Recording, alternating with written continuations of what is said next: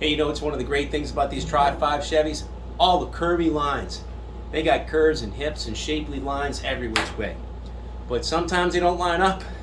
And that's what we had the problem this week with the Christine. Is the hood had one curve in it and the fender had a different curve in it. So in order to get the hood and the fender in alignment, we had to take a little bit of body filler, get these two paired together. Sometimes it's just what you got to do. And that's what we did this week. If you're interested in seeing this, stay tuned.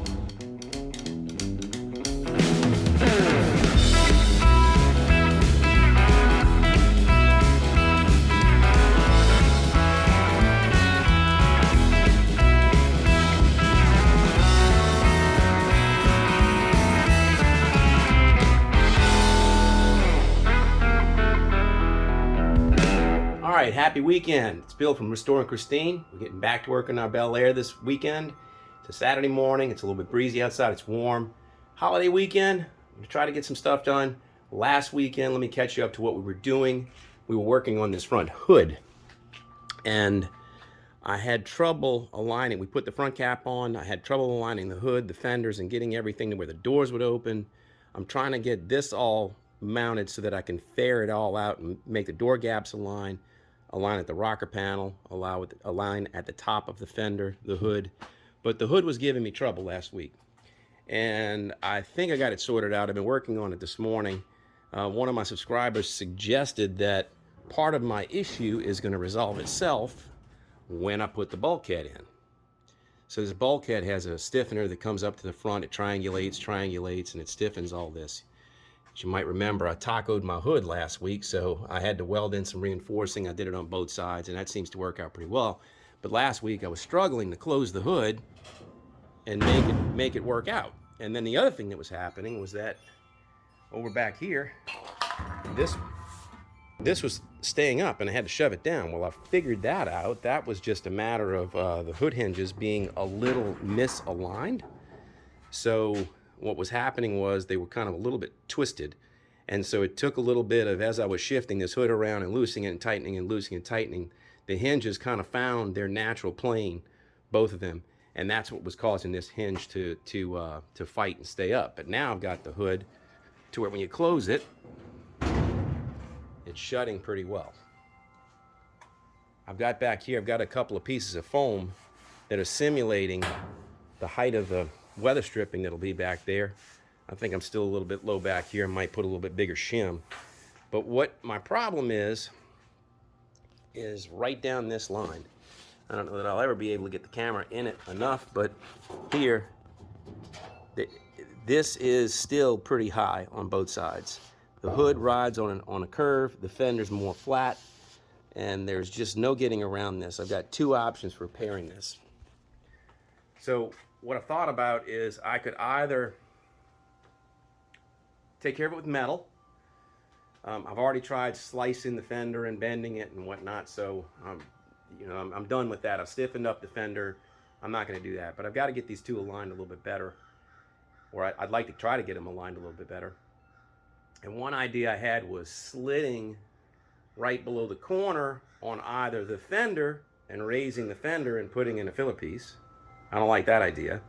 Or slicing the hood and dropping the hood. The issue is the hood edge comes across, drops down about 1/4 to 3/8, and then bevels in a little bit and then runs down.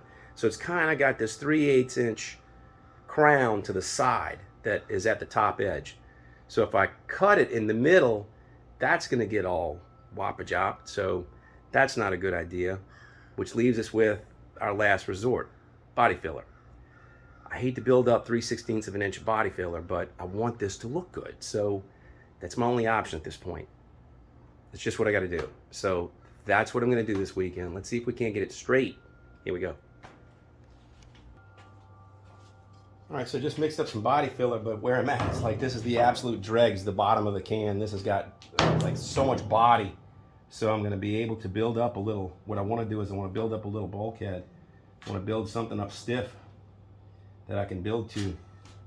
So I'm just going to put a little bit in here on the edge and try to get just the edge built up, and then I'll be able to use that as a dam to use my more liquidy filler, which is the fresh stuff in the can. So that is what I'm going to do. Now look, here's the other thing. If I don't like this, I will be the first one to rip it out and redo it. So it's just a little bit of body filler. It's just a little bit of labor. I'm gonna go ahead and I'm gonna see if I can't get this roughed in. And if I'm not liking the way it's coming out, if I'm not liking the way it's gonna finish, if I'm not liking the overall look, then I will rip it out and try to do something else. So that's it. That's what I'm gonna do. Well, that spread like I don't know, literally like butter. It was thick. It was thick. So it's gonna harden now. But I got a little first pass on this side. I'm gonna let that cure, and then we'll come back at it in a little bit. Let's go ahead and throw some down on this side. And while I'm doing this, I'm going to talk a little bit about paint. So I'm planning on painting Christine red and white. I had somebody comment, boy, I sure hope it's not that factory Matador red you're going to pay through the nose. Well, to be honest with you, it's not. Christine, when I bought her, was a couple of different colors of red. I say that because the outside seemed to be painted one color, and then the interior trim was painted a little bit different. The dash was even a third color red. They were very close, but they weren't exact. So I think somebody over time, it's like, you know, we're going to do a little bit more work in the interior or exterior, whatever. You can see how more fluid this is. But anyway, so what I'm going to do is I want the absolute brightest fire engine red I can find. I want it to be bright, bright, bright. And I am planning on using my interior kit that I've already bought. For those of you who are tuned into my channel pretty regularly might remember the episode where I ordered a kit from Ciudella, the entire interior. And I'll put a link to that for you. But there was an unboxing there, and what I decided to do with the interior was go with, I took the recommendations of Gina over at Ciudella, and she suggested going with the cameo fabric, which is awesome looking. It's sinister. It's a red, black, and white threaded fabric, and I've got a bright red vinyl that it's paired with, torch red. So what I need to do is I need to take that to my paint supplier. I've been using Mike and Jerry's here in Metairie, Louisiana. A good friend of mine is one of their outside sales reps, and he takes care of me. But the guys behind the counter are good. When my buddy Jack's not in, the fellas that are back there, they do a good job. They do what they do, and I let them do what they do. So what I need to do is I need to find my way over to them and look through all the bright reds. It's not going to be the factory Matador red. It's not going to be the factory ivory or Navajo white. I'm going to match my paint to my interior, and we'll go from there. So, I got a curved plastic trowel, so that looks like that's going to work really nicely on this. Ride it on the hood, ride it in the gaps, and now what that's going to do is that's going to push this extra fill material that I don't want to waste up here.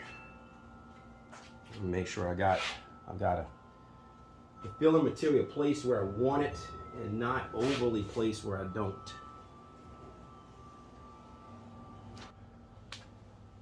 All right, I got an old piece of 40 grit. I couldn't find my cheese grater, so I started knocking it down, and I got a round Durablock, so I have the nose of it riding on the fender, the heel of it riding on the hood, and I'm just trying to knock these two down so I can make another pass.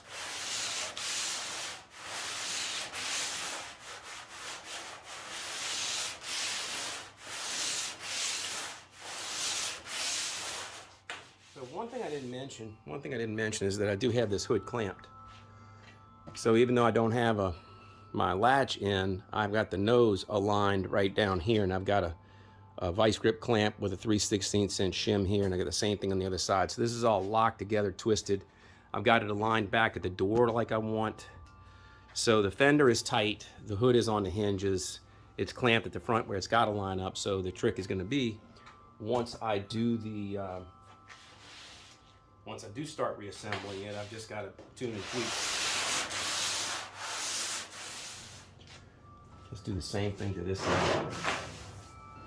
This is a little more green.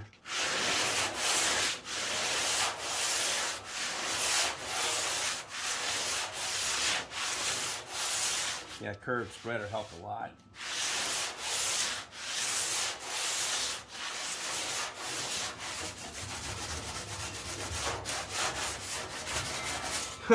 You remember a couple of episodes, last episode, or 2 episodes back, I was working with this Fender and I was worried about getting it tight, and I said, you know what, I need to bring it back to the car before I do anything more. So you remember I was working with this whole surface. Well, look what the heck I've got to do now, because I've got to bare the whole edge into the hood. So there's a lot more filler on it. It's a good thing I didn't dial this completely in on the vent. Watch this. I'm going to use an old handsaw, carpenter's handsaw, to help cut away this filler in the gap.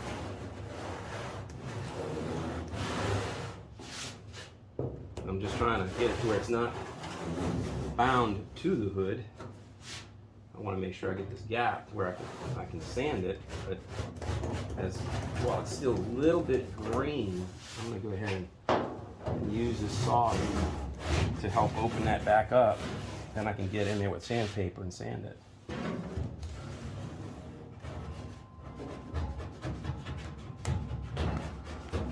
All right, let's take a look at it now that we've got the first pass on. This is the chunky side. But I got my hand on it, and it feels much better. You know, so I know I'm building this up pretty thick right here. I hate it, but that's what we got to do. Look at the other side. Other side's coming out a little more nicer. This is not the chunky style, but it's looking good. Got a little bit of texture here where I overspread it. I was working it, and suddenly it just set. It's really hot outside. So what I'm going to do is I'm going to go ahead and finish working these all out. I'm going to go ahead and do the rest on time lapse, and you can watch it come together. So kick back, watch me work. Let's listen to some music. How does it sound? Hopefully good. Let's go.